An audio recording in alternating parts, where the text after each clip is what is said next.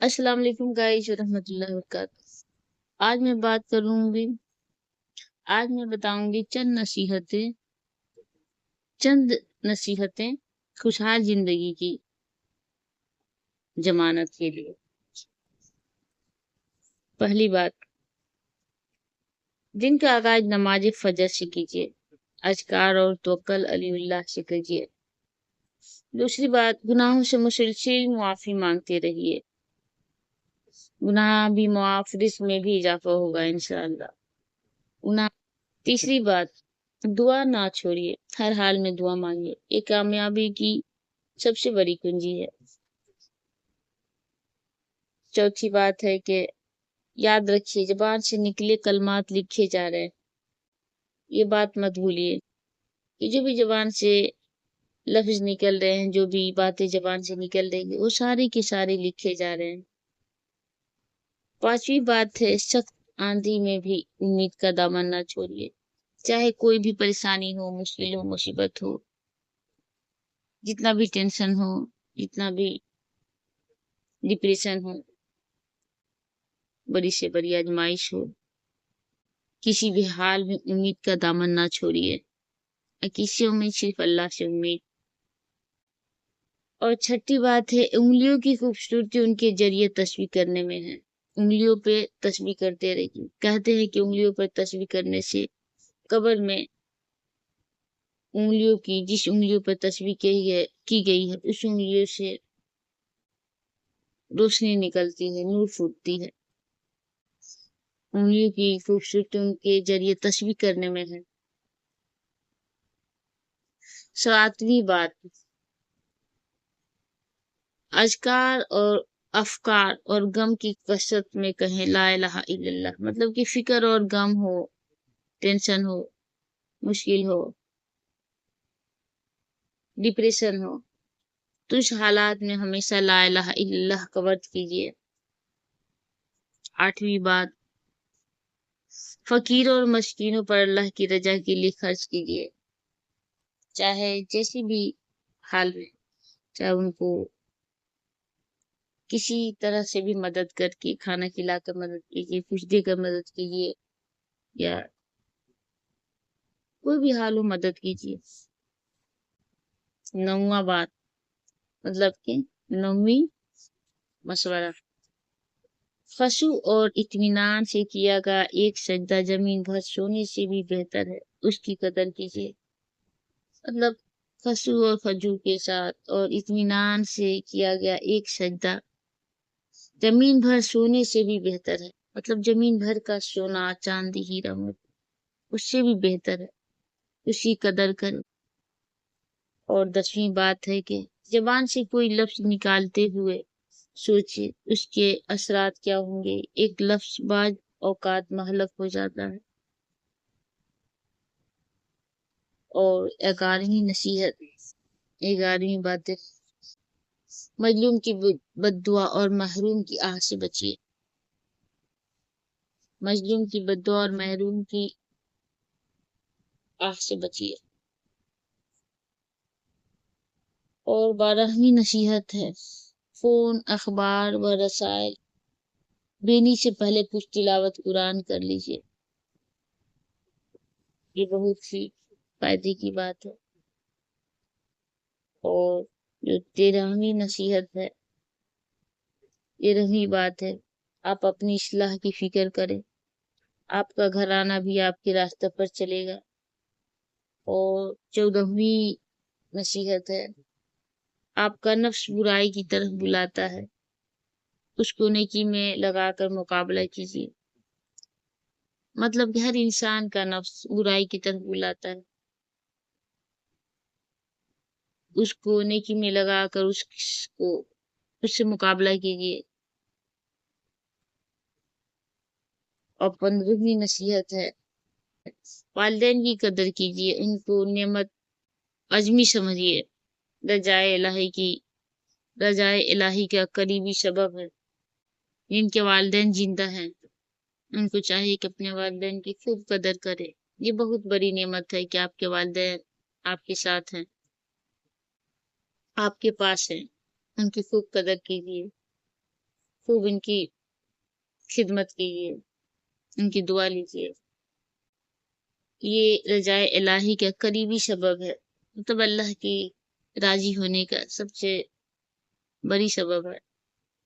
اور 16ویں نصیحت ہے، آپ کے پرانے کپڑے غریبوں کے لیے نئے کپڑے ہیں. اپنے پرانے کپڑوں کو ضرورت مندوں کو دیجیے.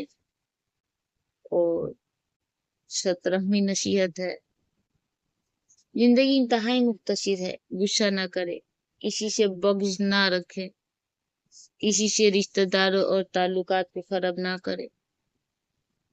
اور 18ویں نصیحت ہے، آپ کو سب سے زیادہ طاقت والے اور سب سے بڑے راضی کا ساتھ حاصل ہے، یعنی اللہ کا ساتھ، یعنی اللہ سبحانہ و تعالیٰ کا ساتھ. اس پر اعتماد کیجیے اور خوش رہیے. اور ہم سب کو چاہیے کہ اس پہ اعتماد کرے اور خوش رہے. اور 19ویں نصیحت ہے، مطلب کہ 19 نصیحت ہے، گناہوں سے اپنے لیے دعا کی قبولیت کا دروازہ بند نہ کرے. مطلب یہ گناہ کر کے اپنے لیے دعا کی قبولیت کا دروازہ بند نہ کرے. جب انسان گناہ کرنے لگتا ہے تو اس کی دعا قبول ہونے کے آثار بند ہو جاتے ہیں، دعا قبول ہونے کے راستے بند ہو جاتے ہیں. اتنا ہو سکے گناہوں سے دور رہے. اور 20ویں نصیحت ہے، مصیبتوں، مشقتوں، حتیٰ کی ذمہ داریوں کو نبھانے میں نماز آپ کی مددگار ہے، اس کا سہارا لیجیے. اور 21ویں نصیحت ہے، بدگمانی سے بچیے، دوسروں کو بھی راحت پہنچائیے اور خود بھی راحت میں رہیے.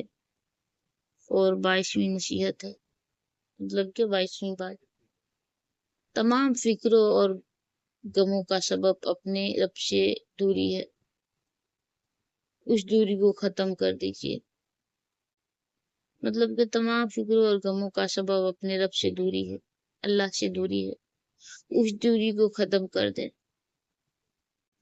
اور 23ویں نصیحت ہے، مطلب کہ 23، نماز کا اہتمام کرے، قبر میں یہی ساتھ جائے گی. اور 24ویں نصیحت ہے، مطلب کہ 24 نصیحت، غیبت کرے نہ سنے، نہ غیبت کرے نہ غیبت سنے. کوئی کر رہا ہو تو اس کو بھی روکے. آج کل عورتوں کے لیے بہت مشکل ہے غیبت کو روکنا، چاہے میں ہوں چاہے کوئی بھی ہو، ہم سب کی عادت ہے، کچھ نہ کچھ غیبت نکل ہی جاتا ہے. یا پھر کوئی کر رہا ہوتا ہے تو اس کو ہم بڑی چاو سے بڑی شوق سے سنتے. کوشش کرنی چاہیے کہ ہم غیبت سے ہر ممکن بچیں، اللہ پاک ہمیں غیبت سے بچائے. اور کوشش کرے کہ غیبت نہ ہو پائے، اور کوئی کر رہا ہو تو اسے روکنے کی کوشش کرے. اور 25ویں نصیحت ہے، مطلب کہ 25، سونے سے پہلے سورہ ملک کی تلاوت نجات کا باعث ہے، مطلب قبر سے نجات، قبر کے عذاب سے بچاتا ہے. اور اس کے ساتھ اگر سورہ سجدہ بھی پڑھ لے، سورہ سجدہ اور سورہ ملک، تو بہت ہی فائدے کی بات ہے. سونے سے پہلے سورہ سجدہ اور سورہ ملک کی تلاوت نجات کا باعث ہے. اور 26ویں نصیحت ہے، مطلب کہ 26، خشوع سے خالی نماز، آنسو سے خالی آنکھیں محرومی ہے، اس محرومی سے نکلیں. اور 27ویں نصیحت ہے، مطلب کہ 27، دوسروں کو تکلیف دینے سے بہت بچے. اور 29ویں نصیحت ہے، مطلب کہ 29، تمام تر محبت اللہ اور رسول اللہ کے لیے ہے، اور مخلوق کے لیے ہمدردی اور اچھا اخلاق اپنائیں. اور 30ویں نصیحت ہے، مطلب کہ 30، جو آپ کی غیبت کرے اس کو معاف کر دیں، وہ تو خود اپنی نیکی آپ کی نظر کر رہا ہے. اور 31ویں نصیحت ہے، مطلب کہ 31، نماز، تلاوت اور ذکر چہرے کا نور، دل کا چین اور مزید نیک اعمال کی توفیق کا ذریعہ ہے. اور 32ویں نصیحت ہے، مطلب کہ 32، جو جہنم کی آگ یاد رکھے، گناہ سے بچنا اس کے لیے آسان ہو جائے گا. اور 35वीं नसीहत है, मतलब कि 33। जब रात हमेशा नहीं रहती तो गम परेशानी के बादल भी छट जाएंगे। जब रात हमेशा नहीं रहती तो गम परेशानी के बादल भी छट जाएंगे और तंगी आसानी से बदल जाएगी। और 34वीं नसीहत है, मतलब ये 34। बहस मुबाहसा छोड़िए, बड़े बड़े काम करने को पड़े हैं। और 35वीं नसीहत है, मतलब कि 35।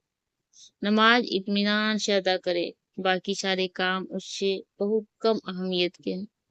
मतलब कि नमाज बहुत आराम से अदा करे, चाहे जितना भी मुश्किल हो, जितना भी आप बिजी हो, जितना भी आपके पास काम है, उन सब के बीच में नमाज पे ध्यान दीजिए और नमाज को इत्मीनान से अदा करें। सारे कामों से बेहतर और सारे कामों से इम्पोर्टेंट नमाज है। नमाज को अच्छे से और इत्मीनान के साथ अदा करें। और 36वीं नसीहत है, मतलब ये 36। कुरान तक हर वक्त रसाई रखें। एक आयत की तिलावत भी दुनिया और माफिया से बेहतर है। और 37वीं नसीहत है, मतलब ये 37। जिंदगी की खूबसूरती ईमान के बगैर नहीं। ईमान बहुत ही इम्पोर्टेंट है। सबसे पहले अपने ईमान की हिफाजत कीजिए। आखिर मुर्दा ये तमन्ना क्यों करेगा कि वह वापस आकर सदका करे? इसलिए कि वह सदका का फायदा देख लेगा। सदका करे, जितना हो सके सदका करे। मोमिन क़यामत के दिन अपने सदका के साए में होगा, इसलिए सदका जरूर करें। सदका लाजमी करें। अस्सलाम वालेकुम रहमतुल्लाहि व बरकातहू। आई होप गाइस कि मेरी ये बातें आप सबको पसंद आई तो लाइक करें, कमेंट में जरूर बताएं। अस्सलाम वालेकुम रहमतुल्लाहि व बरकातहू। जज़ाकुमुल्लाह खैरन कसीर।